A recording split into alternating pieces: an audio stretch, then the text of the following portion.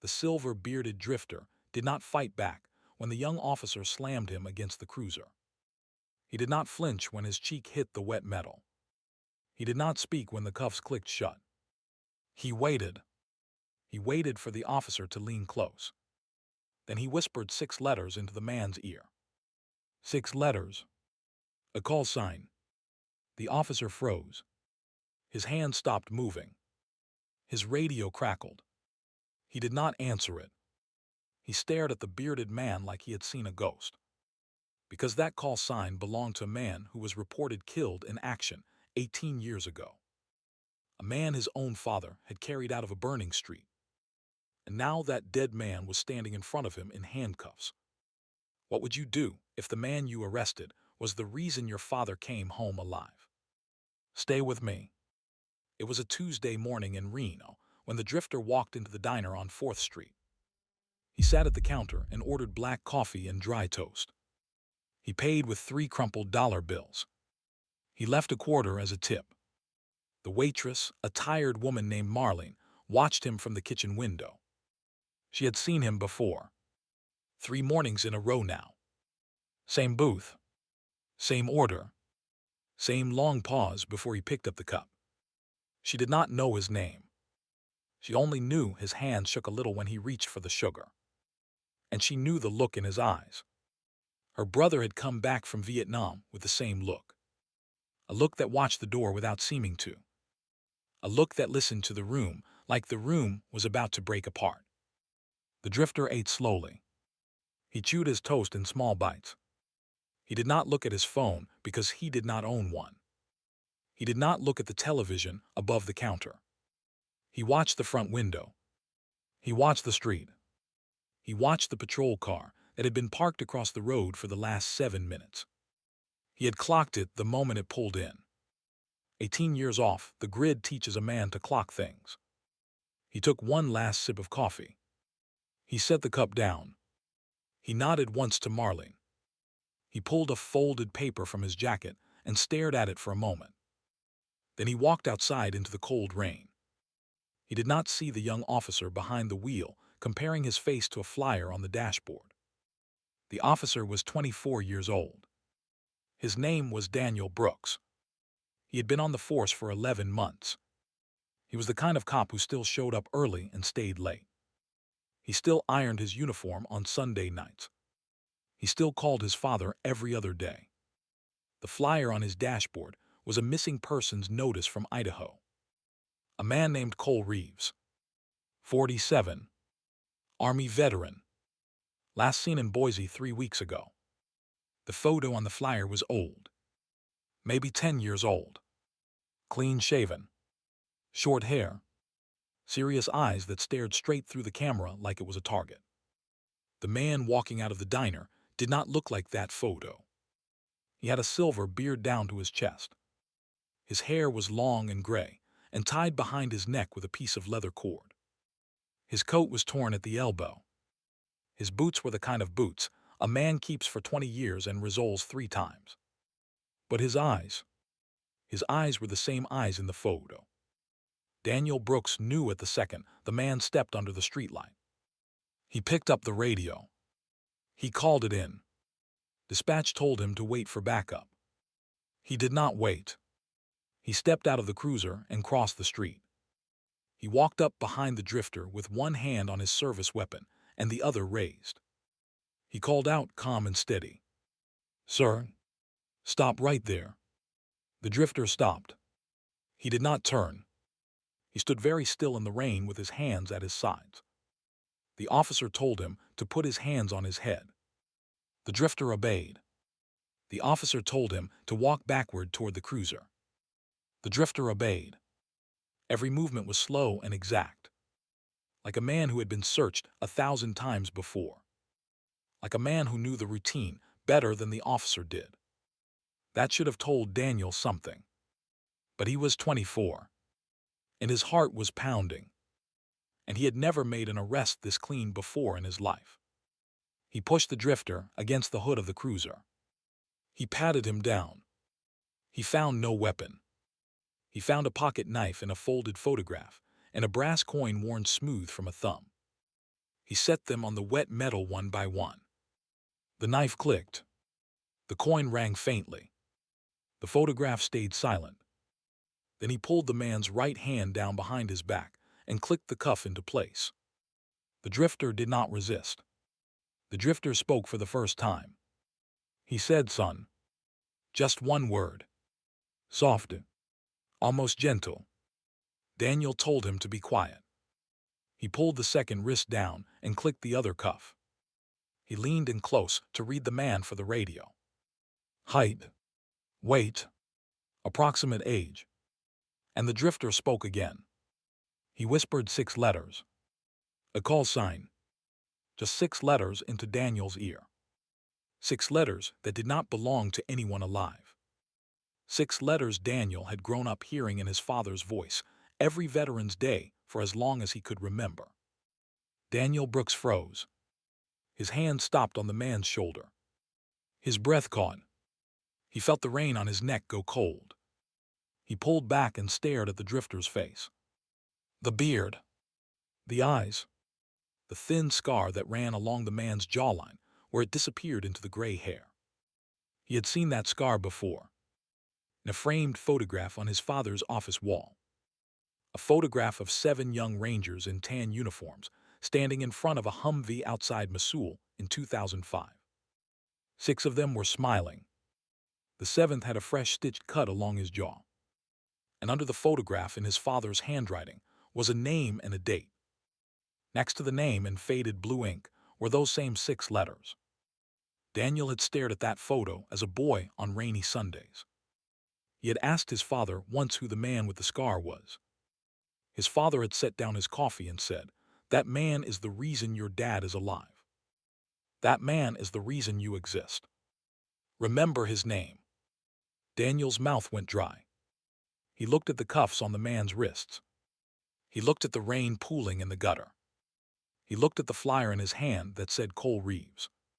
47. Missing. And he understood very slowly that he had just put handcuffs on a dead man. He understood that the dead man had walked into his city on purpose.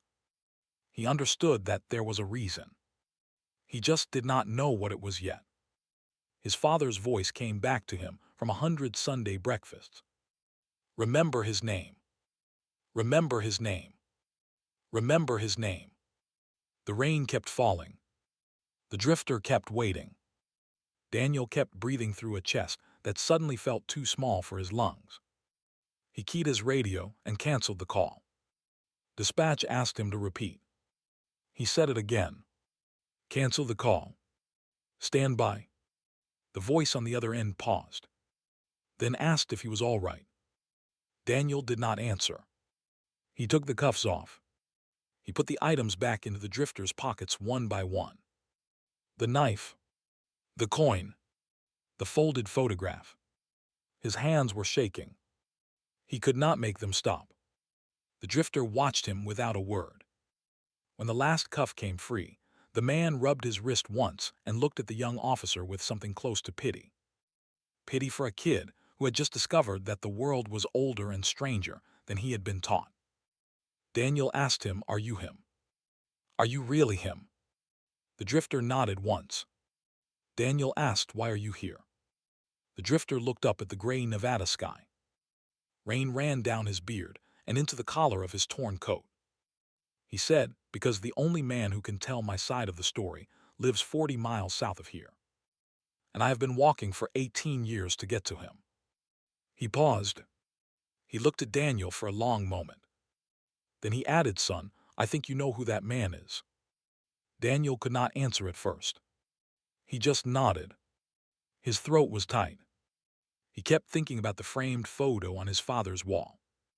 He kept thinking about how every Veterans Day his father read those same 6 letters into a candle flame before he put the candle out. Daniel knew exactly who he meant. His father, retired Sergeant Major Robert Brooks, living quiet in Carson City in a small ranch house with a flagpole in the front yard. The man who, every Memorial Day, lit a candle for a ranger he believed had died saving his platoon. The man who had taught his son how to throw a baseball, how to read a topo map, how to say a prayer for the missing. The man who, if he ever met the silver-bearded drifter standing in this rain, would either weep or pick up a shotgun. Daniel was not sure which. He was not sure he wanted to know which. He told the drifter to get in the passenger seat. Not the back. The passenger seat. The man hesitated. He had not sat in the front of a police car since he was a young soldier in Texas a lifetime ago. He climbed in slowly. He pulled the door shut. The cab smelled like coffee and gun oil, and the cheap pine air freshener Daniel hung from the mirror every Monday. Daniel drove him 3 blocks to a parking lot behind a closed hardware store. He killed the engine. He turned in his seat. And he asked the question that had been hammering in his chest since he heard the call sign. He asked what happened in 2007. The drifter closed his eyes. Rain pattered on the windshield. A long minute passed. The wipers were off. The world outside blurred into nothing. Then he began to talk. He talked the way a man talks when he has rehearsed a thing for 18 years and finally found an ear that would hear it. He talked slowly. He stopped between sentences to find each next word. He did not look at Daniel. He looked through the windshield at a parking lot that was not there anymore, at a country halfway around the world, at 5 men he had not been able to save. If you have lost a brother, a father, or a friend who served, this story is for you. If you are still with me, hit that subscribe button. It costs you nothing, and it helps these stories reach the families who need them. Now, back to cold parking lot in Reno, and a confession that had waited 18 years to be spoken. Cole Reeves had joined the Rangers at 19. He had been raised by a single mother in eastern Tennessee. He had a quiet way about him even then. He listened more than he spoke. He volunteered for jumps no one else wanted. He earned his tab in 9 months. He earned the trust of his team in less than a year. By 2005, he was a staff sergeant leading a 4-man element through the worst neighborhoods of northern Iraq. That was where he met a young infantry lieutenant named Robert Brooks. Robert's platoon had been pinned down by mortar fire near a market. 2 of his men were bleeding out in a doorway. Cole's team came in from the east. They cleared the rooftops. They pulled the wounded out one by one. Cole carried Robert's youngest soldier on his back for half a mile under fire. He did not stop until he reached the casualty collection point. That night, Robert Brooks shook his hand and asked for his call sign. Cole told him. 6 letters. Robert wrote it in the back of his green notebook. He said, "Son, if I ever have a boy, I will teach him that name." Cole laughed and said he did not deserve a thing like that. Robert said, "You do. You just do not know it yet." They never saw each other again after that night. But Robert kept the notebook. 2 years later, in the spring of 2007, Cole was leading another team. Different mission. Different country. The details were still classified, even now. What was not classified was the result. 5 men went in. 1 came out. The official report listed Cole Reeves as killed in action. His mother was given a folded flag. His name was carved into a memorial wall in a quiet courtyard at Fort Benning. And a quiet rumor began to follow the survivor, the only man who came back. A rumor that he had broken under fire, that he had left his team behind, that he had run. The truth was different. The truth was that Cole had been the one to go back. Twice. He had pulled 2 of his brothers to a wall and gone back for the others. He had been hit in the leg. He had been hit in the side. He had crawled into a culvert with a broken radio and a dead teammate and waited for an extraction that did not come. The night was hot and quiet. He could hear the river. He could hear his own pulse. He counted his breaths to keep his mind steady. By the time the second helicopter found him 3 nights later, his team was gone.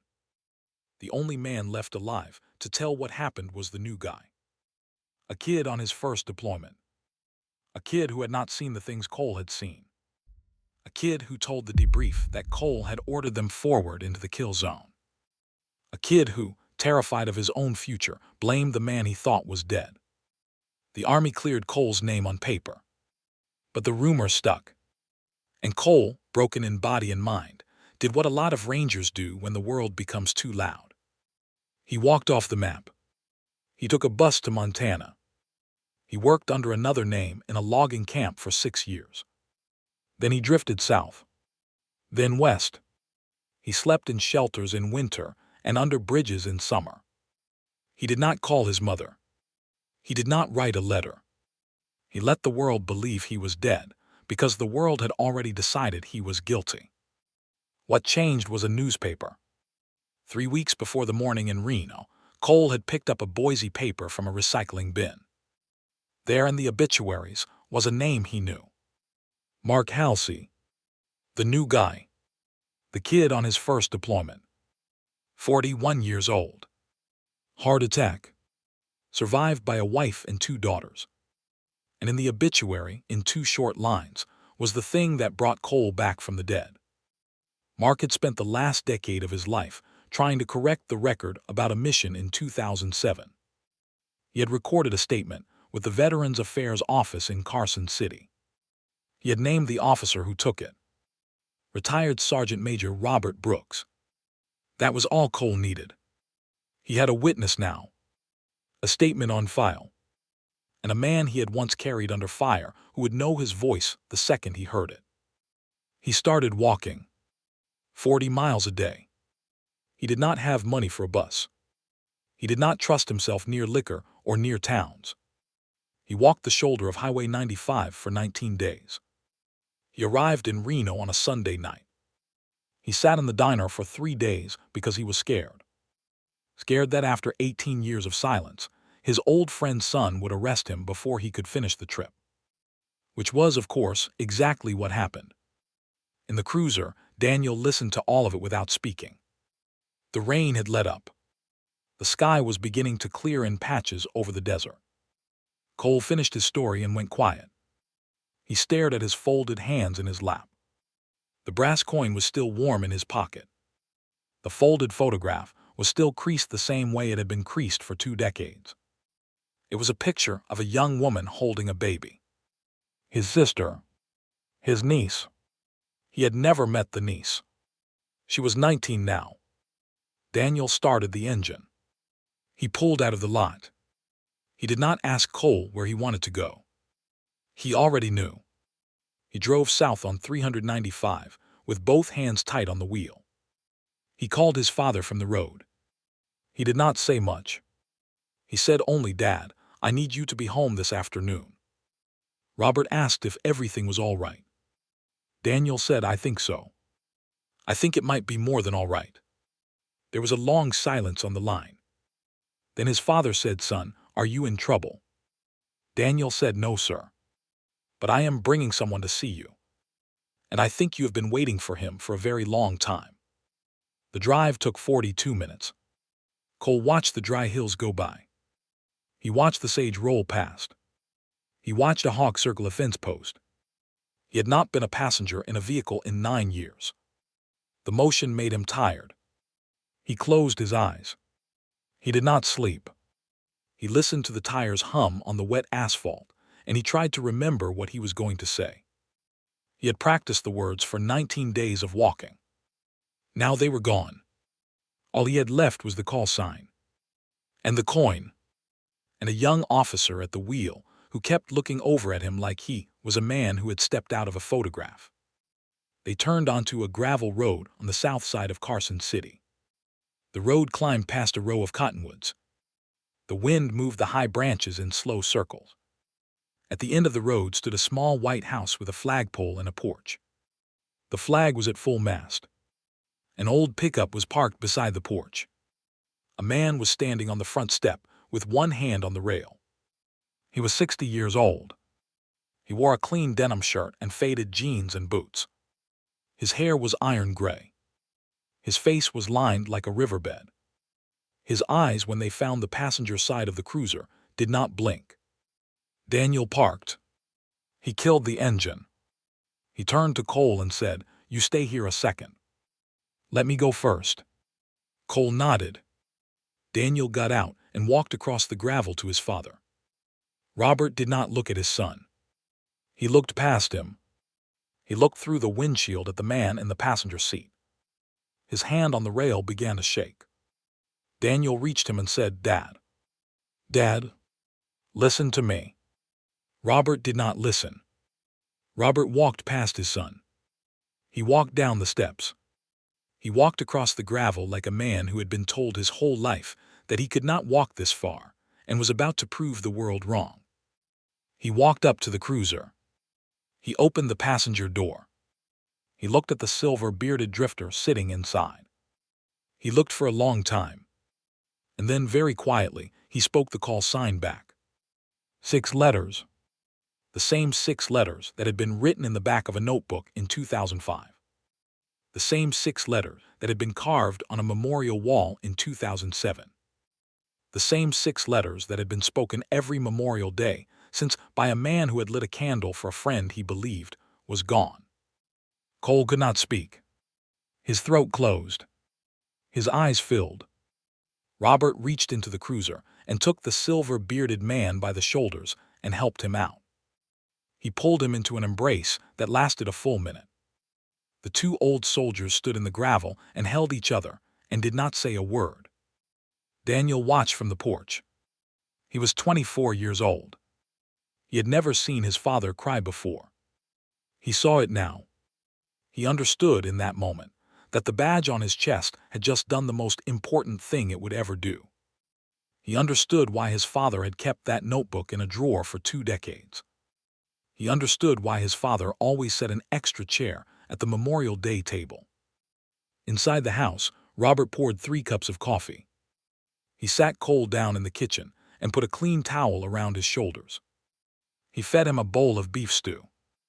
He cut him a thick slice of bread. He waited until Cole had eaten before he said another word. Then he pulled a folder from a locked drawer in his desk. Inside the folder was a sworn statement, signed by Mark Halsey, dated 4 years earlier. 3 pages. Detailed. It named names. It named the kill zone. It named the man who gave the order to push forward. It was not Cole Reeves. It was a captain who had since retired with full honors. Robert had been holding the statement for 4 years. He had not known how to find Cole. He had not even known if Cole was alive to be found.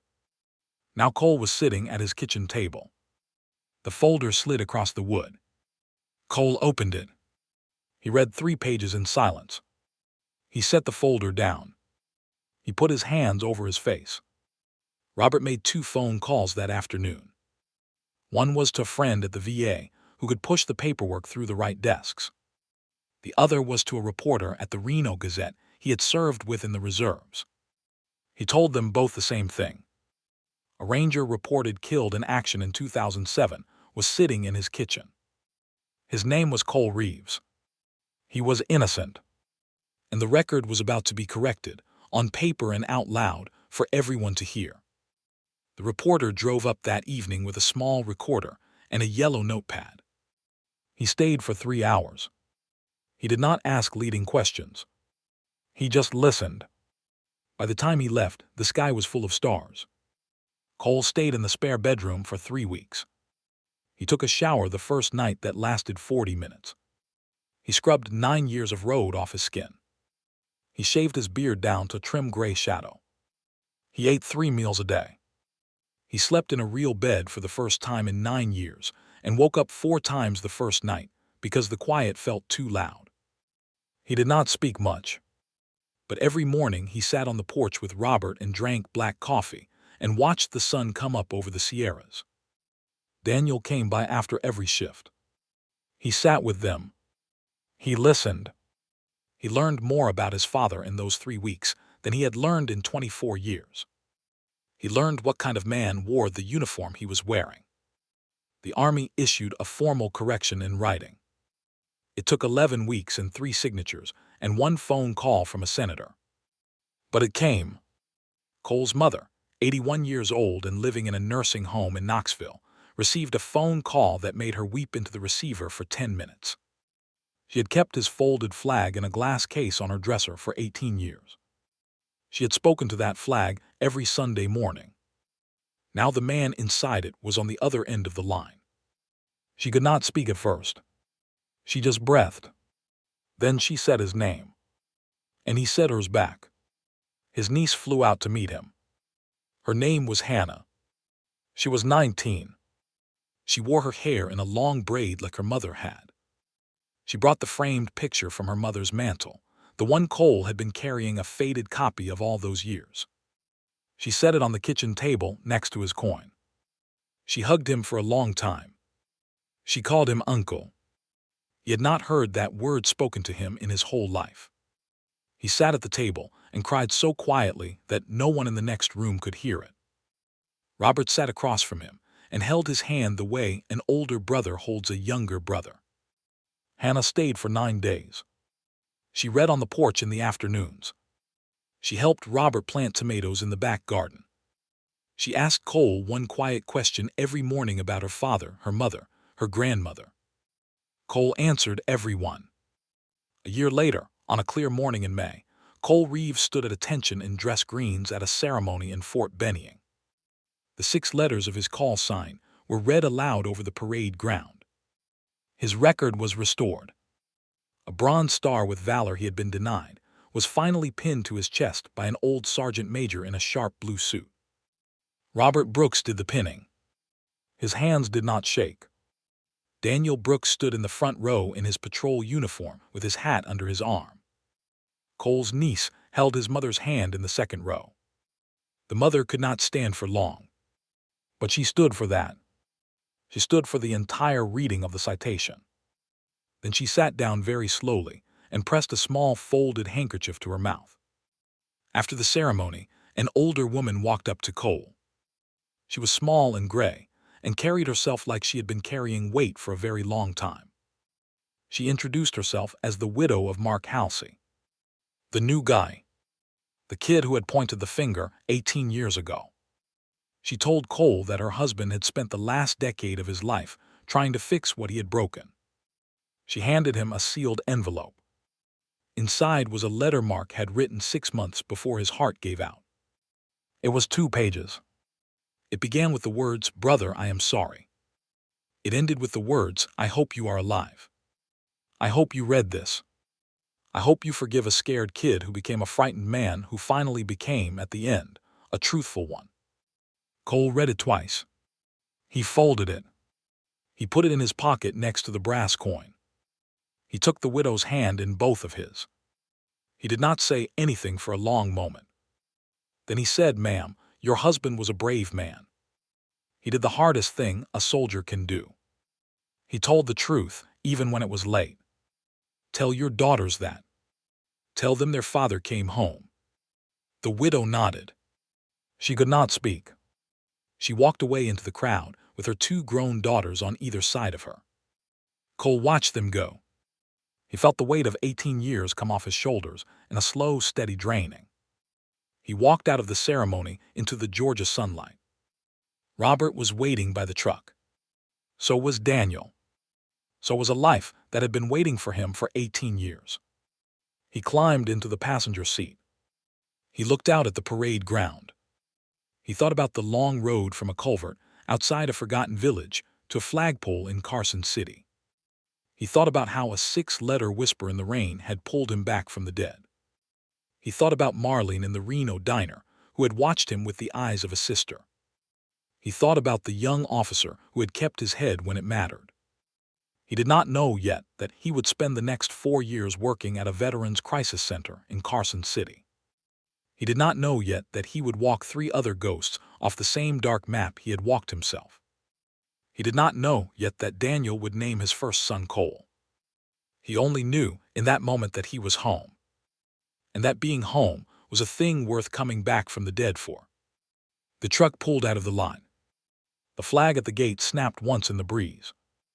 And a man the world had buried 18 years ago rode south toward a small white house with a porch and a light in the window.